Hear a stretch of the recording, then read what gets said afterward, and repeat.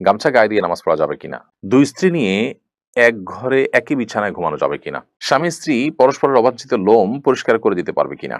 অনেকে অজুর পর অজুর পানি মোছেন না। জিজ্ঞেস করলে বলে অজুর পানি বরকতময়, এজন্য শরীরে শুকাচ্ছি। তাদেরই বক্তব্য কতটুকু সঠিক? আমি অনেক চিকন। আমার স্বামী আ মোটা মেয়ে পছন্দ করে। আমি কি মোটা হওয়ার জন্য ওষুধ খেতে পারবো? নামাজ পড়ার সময় প্রায় দেখা যায় কত রাকাত পড়ছি ভুলে যাই। অনেক চেষ্টা করেও মনে করতে পারি না। তখন নিজের প্রতি খুব রাগ হয় এবং নিয়ত ছেড়ে দিয়ে আবার পুনরায় নামাজ শুরু করি। এক্ষেত্রে আসলে আমার করণীয় কি? 3 কোয়ার্টার প্যান্ট পরে নামাজ পড়া যাবে কিনা? অনেকে অজু ধরে রাখার জন্য জোর করে বায়ু বা পেশাব চেপে রাখে। শীতকালে এটা বেশি করা হয়। এটা কি বৈধ? ২ স্ত্রী নিয়ে এক ঘরে একই বিছানায় ঘুমানো যাবে কিনা? উম যদি কারোর একাধিক স্ত্রী থাকে এবং তাদের সাথে একই সাথে তিনি শোন, যেহেতু শরিয়ার কোনো আ বিধান লঙ্ঘন হচ্ছে না এবং আ মানে এদের মধ্যে পারস্পরিক পর্দাও নাই, অতএব এটি জায়েজ আছে। বাট শারীরিক সম্পর্ক করলে সেক্ষেত্রে এখানে সতরের বিধান চলে আসবে। সেই কারণে সেটির ক্ষেত্রে অবশ্যই আপনাকে শরিয়ার বিধানের আলোকে আ আপনাকে করতে হবে এবং সেক্ষেত্রে আপনার যদি একে অন্যের সতর দেখেন এরকম কোনো পরিবেশ তৈরি হয় তাহলে সেটা অবশ্যই নাজায়েজ এবং গুনাহ হবে। ইমাম যদি শেষ রাকাতে সূরা নাস পড়েন, তাহলে যাদের নামাজ ১ রাকাত ছুটে গেছে আ তারা কোন সূরা মেলাবেন? ইমাম যদি শেষ রাকাতে সূরা নাস পড়ে ফেলেন, যাদের আ নামাজ ছুটে গেছে তারা পরবর্তীতে সূরা নাসের আগে যেকোনো সূরাই পড়তে পারেন। এতে কোনো গুনাহ হবে না এবং তাদের নামাজও হয়ে যাবে। স্বামী-স্ত্রী পরস্পরের অবাঞ্ছিত লোম পরিষ্কার করে দিতে পারবে কিনা? আ যেহেতু স্বামী-স্ত্রীর মধ্যে কোনো পর্দা নেই, বিধায় তারা যদি কেউ একে অন্যকে এই কাজটি করে দিতে চান, বিশেষ করে বার্ধক্যে বা অসুস্থ হয়ে গেলে অনেক সময় প্রয়োজন হয় বা স্বাভাবিক অবস্থায় যদি করে দেন সেটি কোনো গুনাহের বিষয় নয়। অনেকের অনেকে অজুর পর অজুর পানি মোছেন না। জিজ্ঞেস করলে বলে অজুর পানি বরকতময়, এজন্য শরীরে শুকাচ্ছি। তাদেরই বক্তব্য কতটুকু সঠিক? অজুর পানি আমরা শুকাবো কিনা? এর উত্তর হলো যে নবী করিম সাল্লাল্লাহু আলাইহি ওয়াসাল্লাম অজুর পানি কোন একটা কাপড়ের টুকরা দিয়ে শুকিয়েছেন এরকম বর্ণনা আছে। আবার মাঝে মধ্যে রেখে দিয়েছেন এই বর্ণনাও আছে। অতএব ২ টাই সমান পর্যায়ে। তবে ঢালাওভাবে অজুর পানি না শুকিয়ে আপনি যেন শুকে যায় শরীরে সেটার জন্য রেখে দেওয়া ব্যাপারে পরিষ্কার কোনো নির্দেশ কোন হাদিসে নেই যে এটার ভিতরেই কল্যাণ আছে। বরং নবী সাল্লাল্লাহু আলাইহি ওয়াসাল্লাম থেকে ২ টারই আমল পাওয়া যায়। মোহাম্মদ জয়নুল আবেদিন তারিনী আইডি থেকে আপনি লিখেছেন, পা ধরে সালাম করা যাবে কিনা? সালাম মুখে দেয়ার জিনিস। আসসালামু আলাইকুম ওয়া রাহমাতুল্লাহি ওয়া বারাকাতুহু এভাবে সালাম প্রদান করবেন সেটাই সালাম। সালামের সাথে পা ধরার কোনো সম্পর্ক নেই। আ কনিকা হোসাইন আপনি লিখেছেন, টয়লেটে ওযুর ব্যবস্থা থাকলে ওযুতে কিভাবে দোয়া পড়ব? টয়লেটে ওযুর যদি ব্যবস্থা থাকে তাহলে সেক্ষেত্রে ওযুর দোয়া তো টয়লেটে পড়তে পারেন না। যেহেতু আল্লাহর নাম সেখানে আছে। এজন্য আপনি বাহিরে দোয়া পড়ে তারপর ভেতরে ঢুকে হাত দিয়ে ওযু শুরু করে দিলেন। অর্থাৎ ঠিক টয়লেটের বাহির থেকে দোয়াটা পড়ে নিয়ে আপনি ভেতরে চলে গেলেন অথবা দোয়া মনে, মনে পড়লেন। এমডি ফারুক আপনি লিখেছেন ইউটিউব চ্যানেলে, আমি অনেক চিকন। আমার স্বামী আ মোটা মেয়ে পছন্দ করে। আমি কি মোটা হওয়ার জন্য ওষুধ খেতে পারবো? জি, পুরুষ আইডি থেকে সম্ভবত কোনো বোন আপনি প্রশ্ন করেছেন। আ মোটা তাজা হওয়ার জন্য কোনো ঔষধ গ্রহণ করলে সেটি যদি স্বাস্থ্যের জন্য ক্ষতিকর দিক থাকে, তাহলে ডেফিনিটলি সেটি গ্রহণ করা যাবে না। কারণ আ মানুষ নিজে নিজের স্বাস্থ্যকে ধ্বংসের দিকে ঠেলে দেওয়ার মতো কোনো কাজ করলে সেটি ইসলামের শরীয়তের দৃষ্টিকোণ থেকে জায়েজ হয় না। সেটা গুনাহের কাজ হয়। বিধায় এটি করা যাবে না।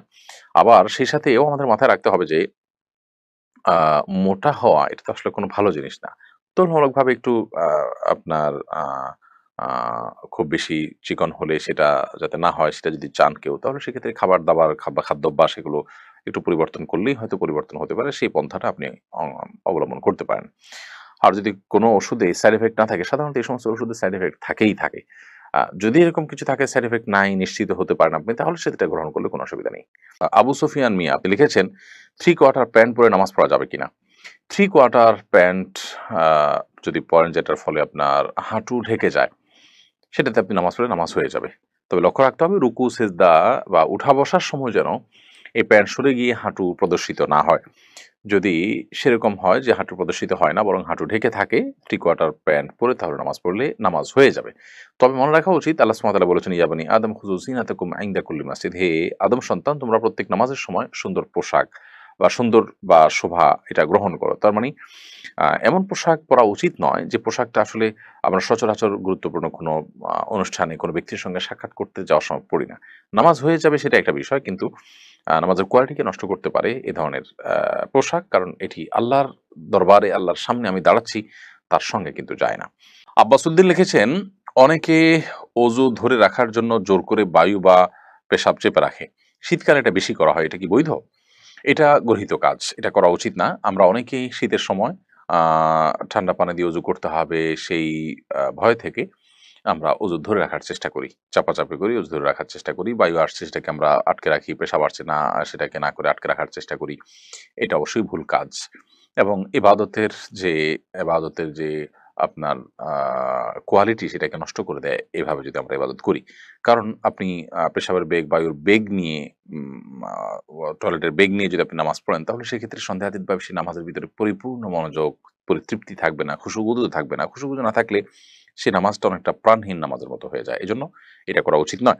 নবী করিম সাল্লাল্লাহু আলাইহি ওয়াসাল্লাম বলেছেন, আলা আদুল্লুকুম আলা মা ইয়ামহুল্লাহু বিল খাতায়া ওয়া ইয়ারফা'ু বিহি দারাজাত। আমি কি তোমাদেরকে এমন কিছু আমলের কথা বলে দিব না যেগুলো তোমাদের গুনাহকে মাফ করে দেয় এবং তোমাদের মর্তবাকে বৃদ্ধি করে।